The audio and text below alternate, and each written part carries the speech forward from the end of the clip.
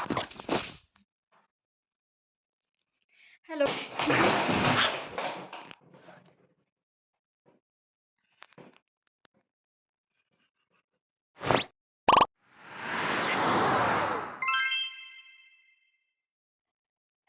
And hello and welcome back to my channel. तो गिरने के बाद हमने डिसाइड किया कि हम बैठ के वीडियो बनाएंगे। तो इस वीडियो में मैं ये बताने वाली हूँ कि मैं इंडिया से जर्मनी मूव हो गई, शिफ्ट हो गई रिसेंटली। ऑलमोस्ट 2 महीने हो गए होंगे। मैं नवंबर 6 को आई थी और अभी कुछ दिसंबर 24 है आज। तो हेलो, छोटा सा इंट्रोडक्शन अगर जिसको मेरे बारे में नहीं पता है। मेरा नाम है सृष्टि भदौरिया और मैं बेसिकली मध्य प्रदेश से हूँ but born and brought up in Mumbai. And मैंने अपना इंजीनियरिंग किया है नागपुर से। I did it in aeronautical background and then after that I was in Bangalore for 1 year and then after that I came here to Germany in 2024 November 6th for my masters in computational methods in engineering. हाँ, it is very tough as it sounds. बहुत ज़्यादा difficult है पर अब ले लिया तो अब कुछ नहीं कर सकते।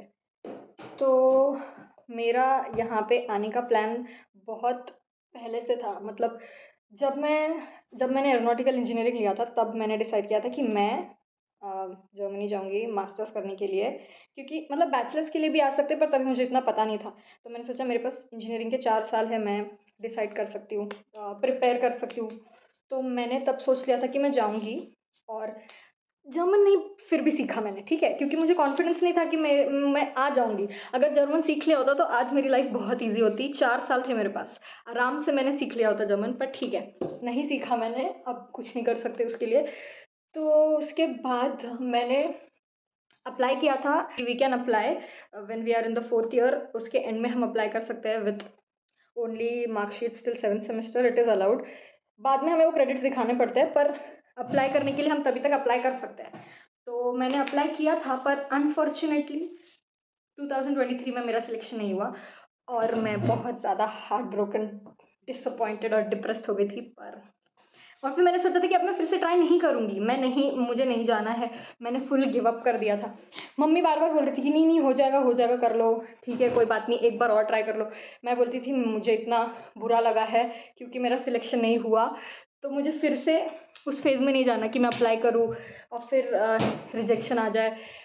पर मम्मी बोल रही थी कि कर ले, पर मेरा इतना मन नहीं था। जून मिड में एकदम से जोश आता है कि मुझे जाना है जर्मनी में, एक बार और ट्राई करूँगी, एक बार और ट्राई कर लेती हूँ, अगर नहीं हुआ तो ठीक है। मतलब एकदम ऐसा था कि एक बार ट्राई कर लेते हैं लास्ट टाइम, क्योंकि मेरा आइल्स है। आइल्स मैंने जो दिया था वो 2 साल तक वैलिड रहता है, फिर उसका वैलिडिटी चला जाता है, वो एक्सपायर हो जाता है। तो मेरा दिसंबर 24 तक का था आइल्स, तो मैंने बोला चलो आइल्स है मेरा तो मैं एक बार अप्लाई करके फिर से देख लेती हूँ।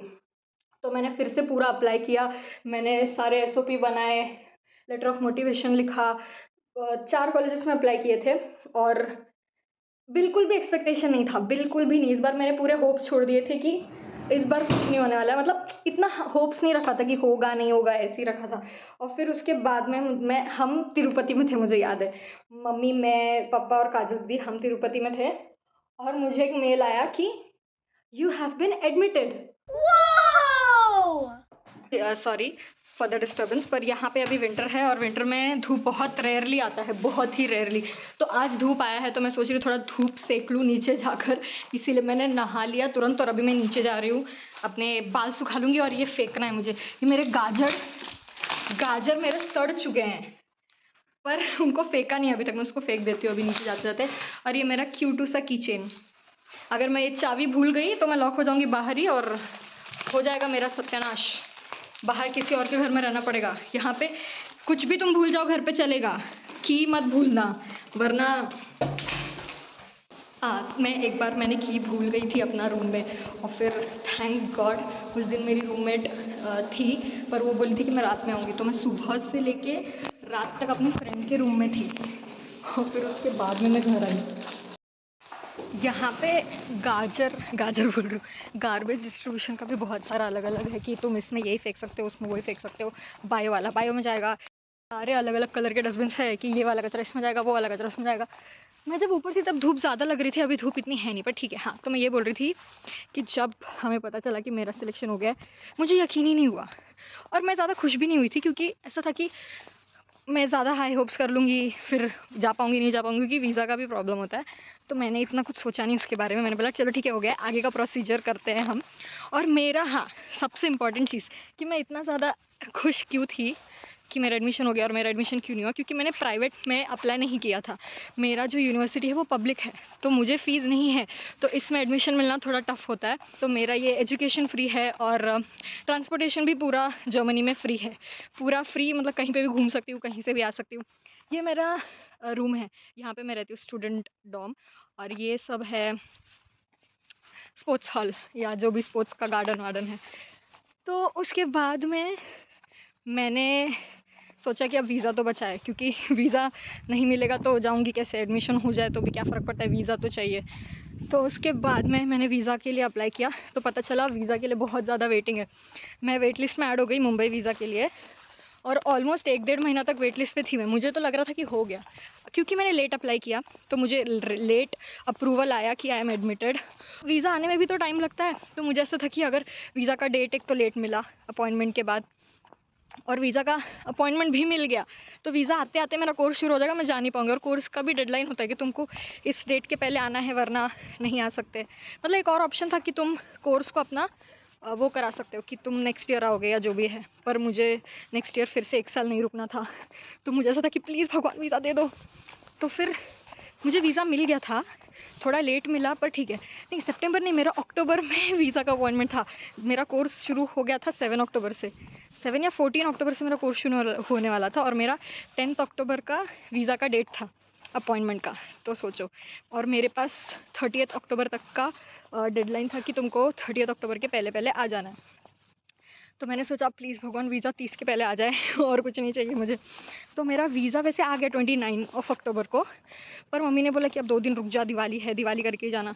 तो मैं 2 दिन रुक गई और मैंने दिवाली कर ली, और फिर मैं यहाँ पर 5 नवंबर की मैंने टिकट निकाली और मैं 6 नवंबर को आ गई। और मैं एंड तक खुश नहीं हो रही थी, क्योंकि मुझे ऐसा लग रहा था कि कभी भी मेरे काम एक बार में नहीं होते। मेरा एडमिशन एक बार में नहीं हुआ, नेक्स्ट ईयर में हुआ। फिर वीज़ा मुझे वेट लिस्ट में हो गई थी मैं, वेट लिस्ट मुझे लगा अब तो मिलेगा नहीं, पर फिर अपॉइंटमेंट मिला। पर फिर भी ऐसा था कि शायद रिजेक्शन हो जाएगा, वीज़ा रिजेक्शन हो जाएगा, पर नहीं हुआ। पर ऐसा डर था कि जब तक पूरा नहीं होता मैं बोलूँगी नहीं किसी को, क्योंकि वरना वापस मैं ऐसे एकदम खुश हो जाऊँगी, हाँ हाँ हाँ हाँ, पर कुछ होगा नहीं। तो जब वीज़ा मेरे हाथ में आया, तब मैंने एक्चुअल में सेलिब्रेट किया है। जब मुझे एडमिशन भी मिल गया था तब मैं इतना खुश नहीं हुई थी, पर जब मुझे एक्चुअल में वीज़ा हाथ में आ गया था तब मैं नाचने लगी थी। भाई साहब, बहुत अच्छा लगा।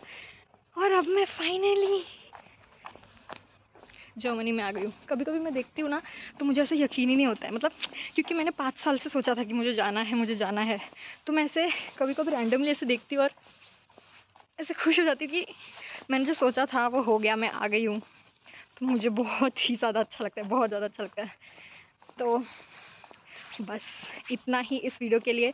शॉर्ट में मैंने बता दिया कि मुझे आना था, मैं आ गई, कब से सोचा था, ब्ला ब्ला ब्ला। और अगर इन डिटेल में किसी को जानना है कि अप्लाई कैसे करना है, क्या लगता है, क्या नहीं लगता है, तो मुझे पूछ लेना। मैं उस पर भी एक दिन वीडियो बनाने का ट्राई करूँगी और वीडियो बना दूँगी। तब तक के लिए, धूप है यहाँ पे तो तब तक के लिए like, comment, share and subscribe to my channel. और मे बी मैं थोड़े बहुत व्लॉग्स या कुछ वीडियोस बनाते रहूँगी। एंड बाय बाय, चूस ऑफ विडजेन।